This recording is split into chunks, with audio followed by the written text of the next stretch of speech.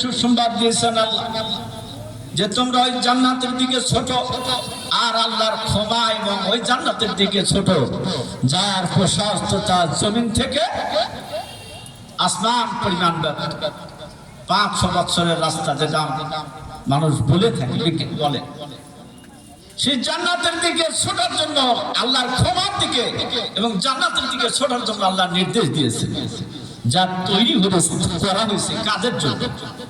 মুমিনদের জন্য, মুত্তাকিদের জন্য, পরহেজগারীদের জন্য, তাকওয়ার অধিকারীদের জন্য, এক কথায় আল্লাহর বিরোধীদের জন্য, যারা দুনিয়ার সব কিছু কোরআনের বিরুদ্ধে যা রয়েছে সব প্রত্যাখ্যান করে এই কোরআনকে যারা জীবন বিধান হিসেবে গ্রহণ করে সে তাদের জন্য ওই জান্নাতের সুসংবাদ দিয়েছেন। সুবহানাল্লাহ। কাজে আমরা কি সেই মুত্তাকি মুমিন ঈমানদার কবে হতে পারবো? আমাদের ঈমান দুর্বল হয়ে গেছে, ঈমান নেই। যদি ঈমানই থাকতো তাহলে একটা লোকের 350 বা 360 খানা বাড়ি দুবাইয়ের মতো বিলাসবহুল রাষ্ট্রে হতো না। হাজার হাজার কোটি কোটি ব্যাংক ব্যালেন্স নিয়ে পালাইতো না, কারণ ঈমান নেই, ন্যূনতম জ্ঞানটাও নেই। যে বিশাল রাজপ্রাসাদ, এতগুলো রাজপ্রাসাদ করছি, আমি বাস করতে পারবো। হযরত ওমর ইবনে খাত্তাব রাদিয়াল্লাহু আনহু রাসূল বুখারী হাদিস, রাসূলের পাশে আসলেন, বাসায় আসলেন, বাড়িতে আসার পর সালাম দিলেন। রাসূল শুয়েছিলেন চাটাইয়ের উপরে, চাটাইয়ের পাটি, তারপরে শুয়ে আছেন। নিচে কোনো কিছু পারা ছিল না, কোনো বিছনা রাজপ্রাসাদ ছিল না। ওমরকে যখন এসে সালাম দিলেন, রাসূল উঠে বিছানাটাই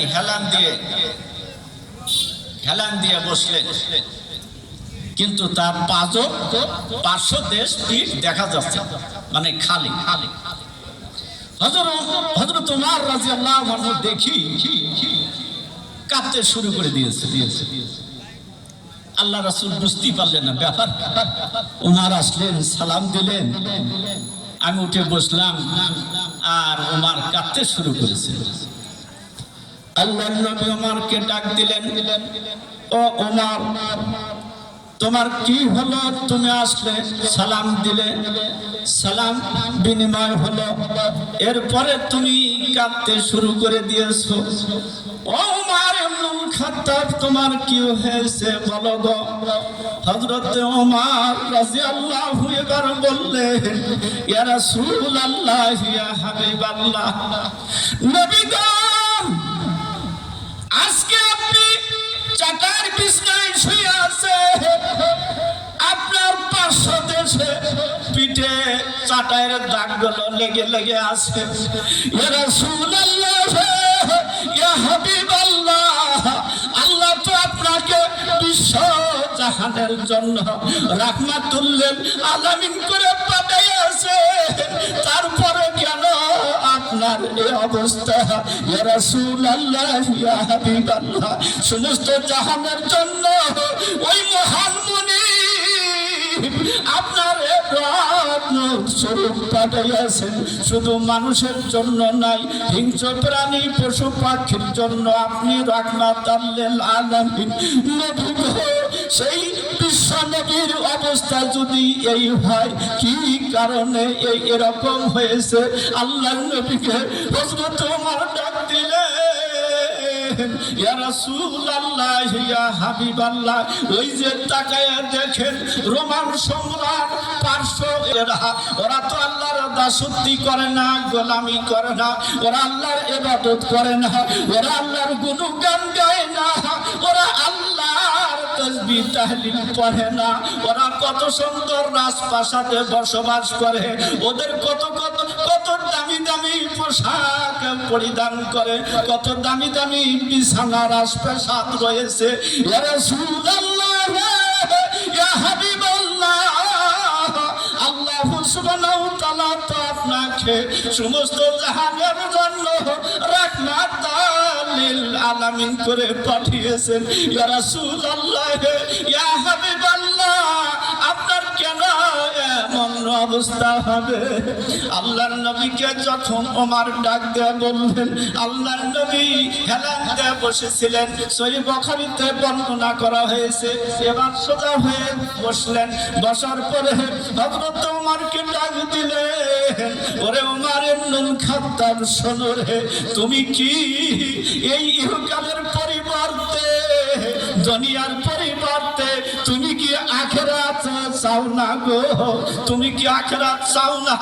ওই রোমান পার্শ্ব সম্রাটদের ওদের দুনিয়ায় সে ওদের শত আনন্দ উপভোগ করা করছে, ওদের দুনিয়ায় সমাপ্ত, দুনিয়ায় ওদের শেষ হয়েছে। আমাদের জন্য মহান আখিরাতে আল্লাহ তৈরি করে রেখে দিয়েছে। সুবহানাল্লাহ ওয়া বিহামদিহি। হযরত ওমরকে বললেন, ওমর, তুমি কি এই দুনিয়ার পরিবর্তে আখিরাত চাও না? ওরা তো দুনিয়ার কয়েকদিনের জন্য এসেছে, দুনিয়ার রাজপ্রাসাদ পেয়েছে, আখিরাত ওদের জন্য অন্ধকার, আখিরাতে ওদের কিছুই নেই, নিঃস্ব ওদের জন্য আখিরাত। কাজে এটা দুনিয়ার ক্ষণিকের জন্য, এটা দুনিয়ার ক্ষণিকের জন্য। এই জন্য আল্লাহ বললেন ওই জান্নাত তৈরি করেছে মুত্তাকিদের জন্য, ওরা ওই জান্নাতের দিকে দৌড়াবে আল্লাহর ক্ষমা ও রহমতের আশা। তাহলে ওদের জন্য ওই জান্নাত রয়েছে। আল্লাহ রাসূল আখির জামানার নবী, বিশ্ব নবী মুহাম্মদুর রাসূলুল্লাহ সাল্লাল্লাহু আলাইহি ওয়াসাল্লাম বদরের যুদ্ধের দিন রাসূল দাঁড়িয়ে আছে, দাঁড়িয়ে ঘোষণা করলেন, কুমু ইলাল জান্নাতি আরজুহাস সামাওয়াত ওয়াল আরদ, তোমরা ওই জান্নাতের দিকে ছোটো যার সীমানা হচ্ছে জমিন থেকে আসমান পরিমাণ ব্যাপ্ত। এমনি সময় শত যুগের সাহাবীরা উমাইর ইবনুল হুমাম দাঁড়িয়ে আছে। রাসূল যখনই বললেন কুমু ইলাল জান্নাতি আরজুহাস সামাওয়াত ওয়াল আরদ, তখনই বলে উঠলেন, বাহ বাহ বাহ বাহ। আল্লাহর নবী জিজ্ঞেস করলেন, ও উমাইর ইবনুল হুমাম, শোনো, তুমি কি বললে, বাক বাক বললে কেন? হযরতে উমাইর ইবনুল হুমাম রাসূলকে ডাক দিলেন, ইয়া রাসূলুল্লাহ, ইয়া হাবিবাল্লাহ, একটু আগে তো আপনি বললেন কুমু ইলাল জান্নাতি আরজুহাস সামাওয়াতু ওয়াল আরদ, এই জন্য আমি ওই কথাটা বললাম। ইয়া রাসূলুল্লাহ, ইয়া হাবিবাল্লাহ, ওই জান্নাতের অধিকারী কি আমি উমাইর ইবনুল হুমাম হতে পারবো কিনা? রাসূল বললেন, ফাইন্না আহলাকা, অবশ্যই তুমি ওই জান্নাতের অধিকারী হতে পারবে, তুমি অবশ্যই ওই জান্নাতের অধিকারী হতে পারবে। উমাইর ইবনুল হুমাম তার হাতে একটা থলি ছিল, থলি থেকে কয়েকটি খেজুর বাহির করলেন, বাইর করার পর মুঠের মতো নিয়ে খাচ্ছেন।